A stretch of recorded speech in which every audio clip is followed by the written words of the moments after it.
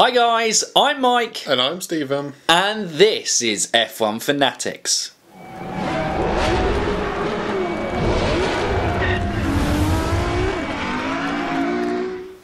Welcome back to F1 Fantasy Weekly, and we are here to give you your fantasy review of the Abu Dhabi Grand Prix. And it was a classic Grand Prix, wasn't it, Stephen?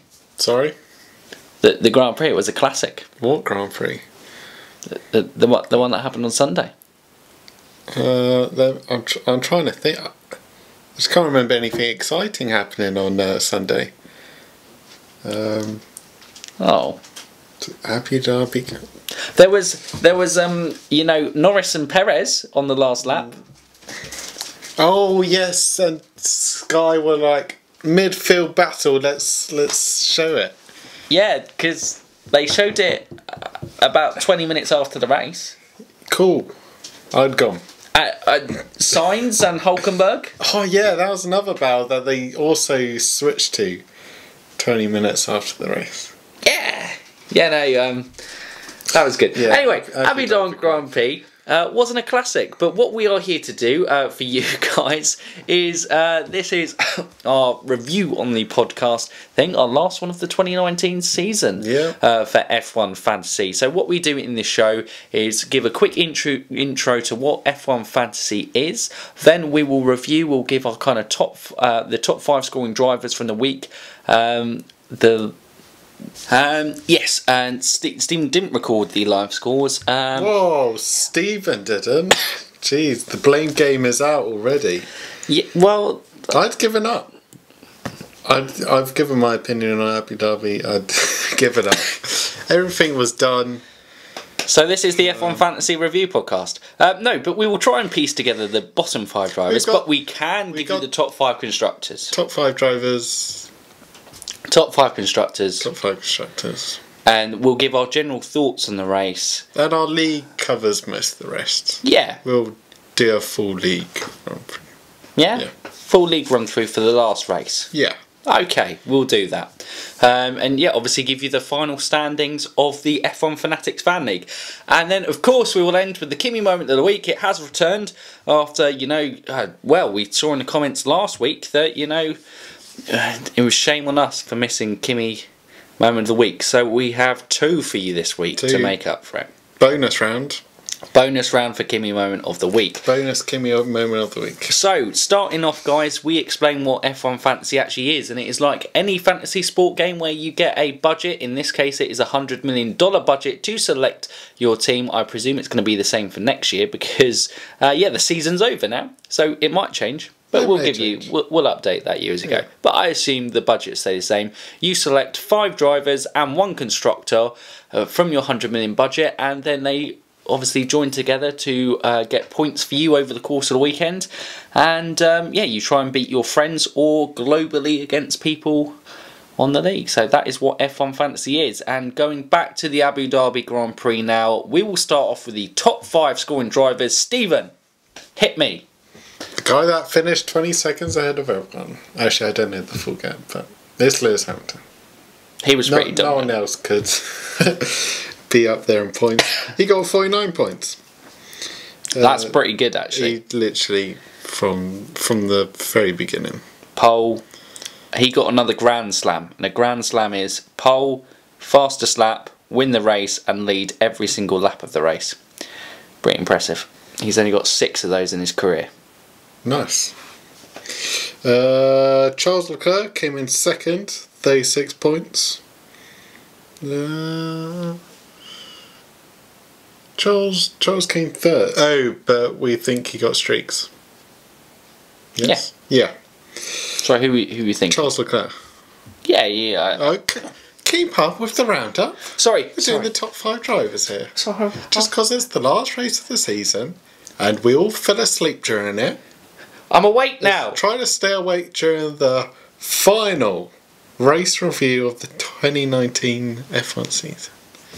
The final. Number 2, Charles Leclerc got a streak, 36 points. Well done, Charles. Cheap. I should have gone for him. I didn't go for him. I did. Yeah. Max Verstappen came in at 3, 35 points. Narrowly Solid. missing out on second. Bottas came in at 35 points as well. He definitely had streaks. Because I saw Just Rocks on Twitter.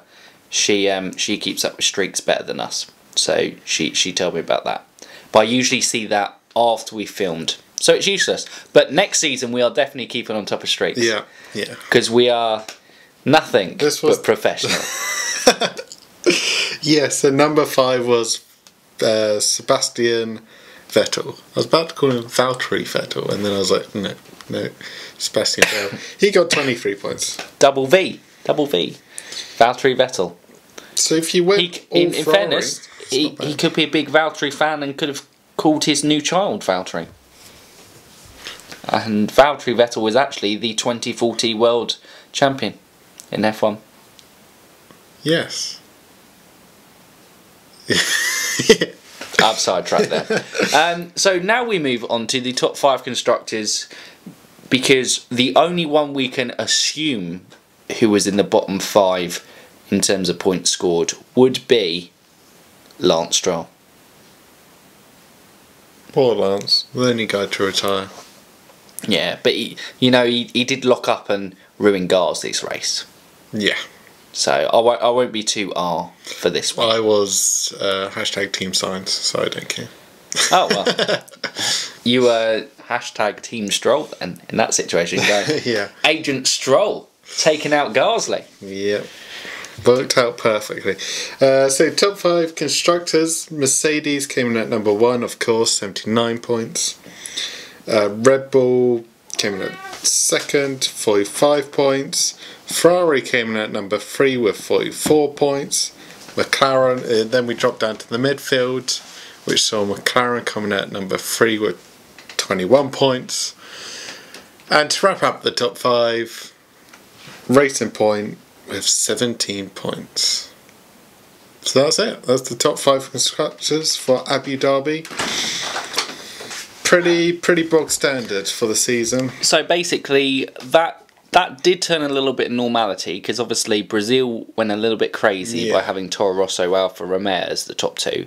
But this returned to Mercedes best constructor, then Red Bull, Ferrari. It was give or take which race it was. So we can't have both. It's either a great race, completely unpredictable fantasy, or a bog standard race with pretty predictable fantasy. Yeah, I think we would prefer to have good races and unpredictable fantasy. Yeah, because this race was pretty dry. Yeah, and Abu Dhabi spoke about it. It has a lot of potential, I think, in the Race Live reaction I was talking about. It has a lot of potential. They just need to invest and kind of try and make the track better for racing, because the location's amazing. Yeah. But yeah, so that is the top point scorers for this.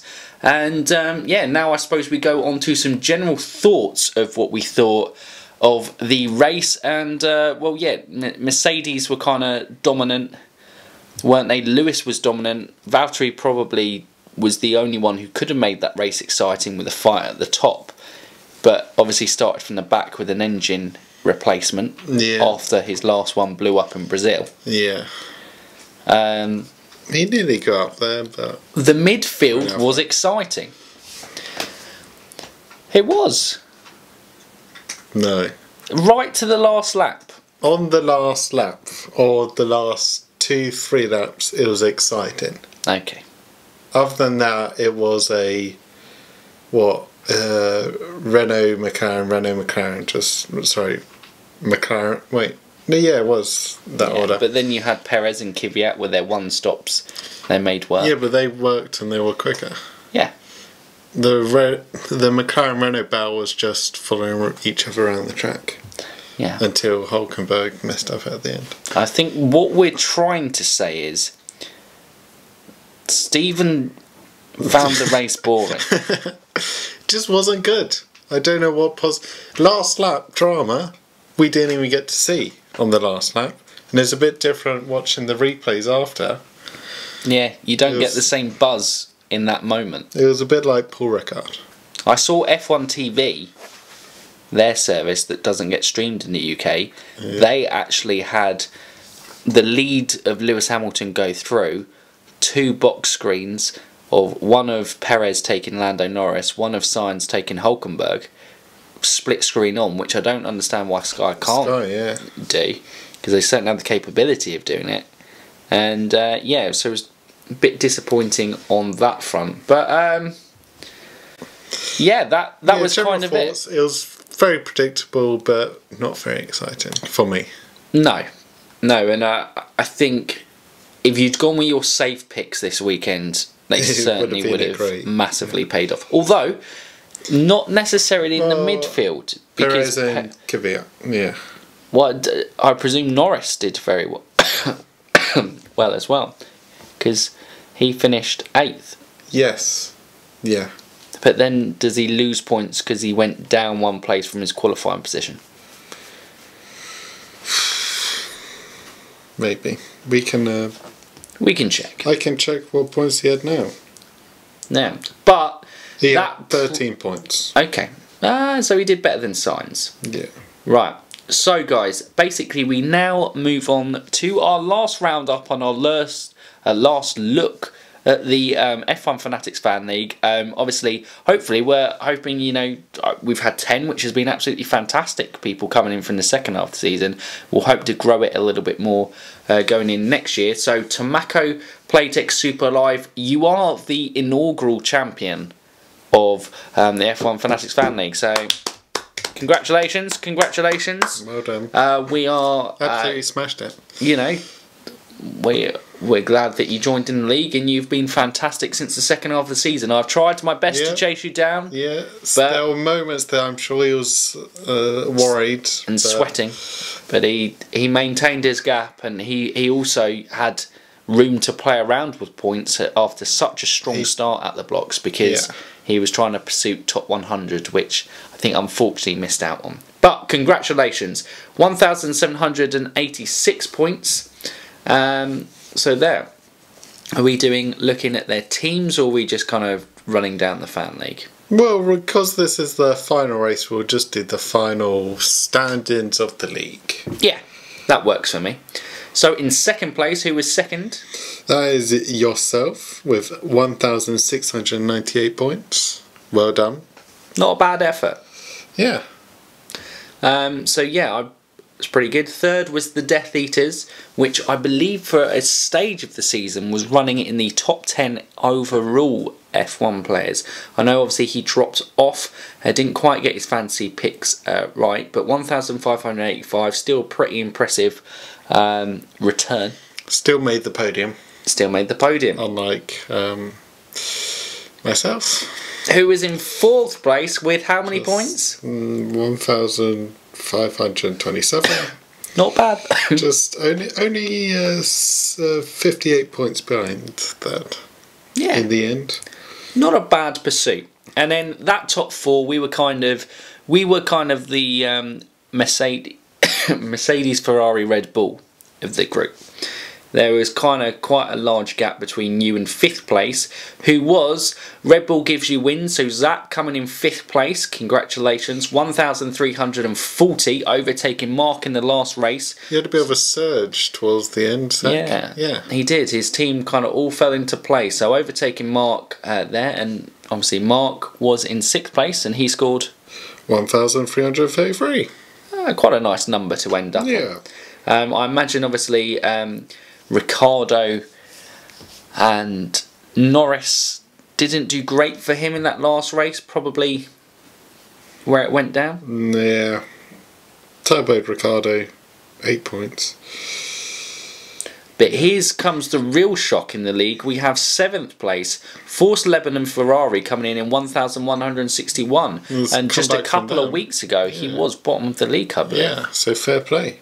7th place.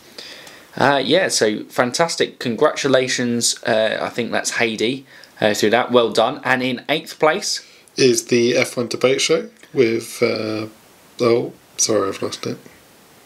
How many points have they got? They've got 1,150 points and were able to beat Ash. So it wasn't a clean sweep from the F1 Fanatics on the F1 debate show. They were able to beat Ash, and we'll come to Ash in a minute. on that one. And Katie, crashing down through the ranks, was fighting for 5th place at one stage and dropped down all the way to 9th as a final position. She backed her boys and her boys let her down. But she went out with a K-Mag turbo. And that's something to be proud of. And a K-Mag turbo actually was better than a Carlos Sainz turbo that we both did. He was trying his best. He was doing it all. And F1 Fanatics, Ash, terrible showing from Ash. Terrible showing. 1,131, finishing 7 points off Katie in the end. He's let the team down. Just look at those bottom 4. There was only 32 points between them. I mean, what a title fight that was. Yeah. If that was at the top, how exciting would that have been? I apologise for not challenging you more. Yeah, exactly.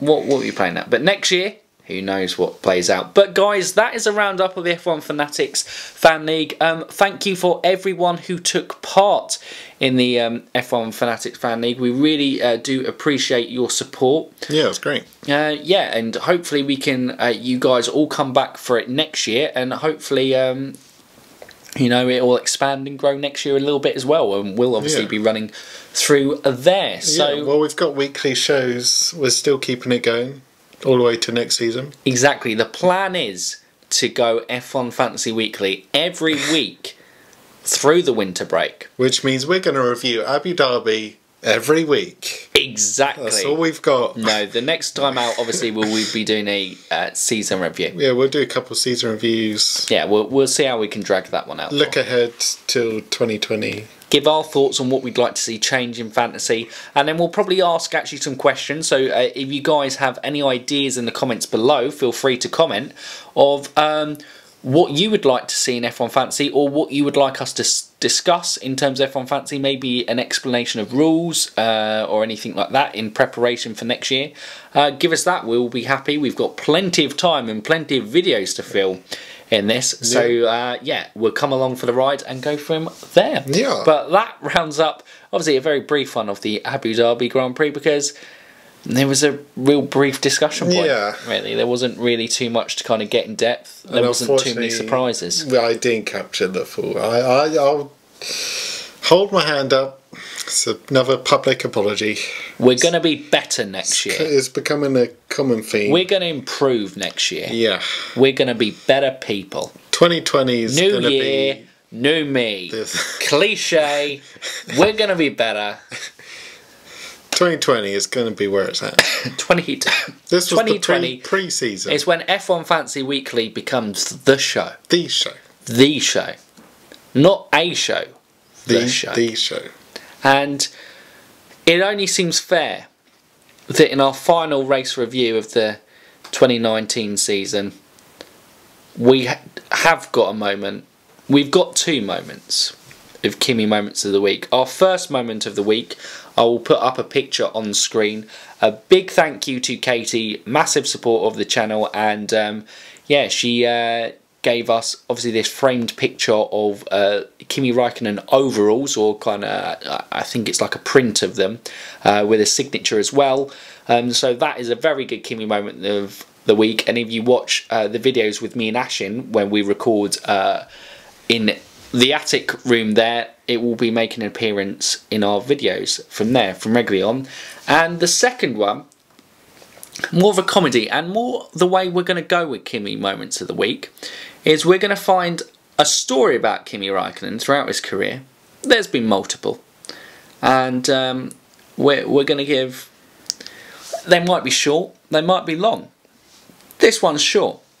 But, you know, 15 years ago, Kimi Räikkönen, what do you imagine?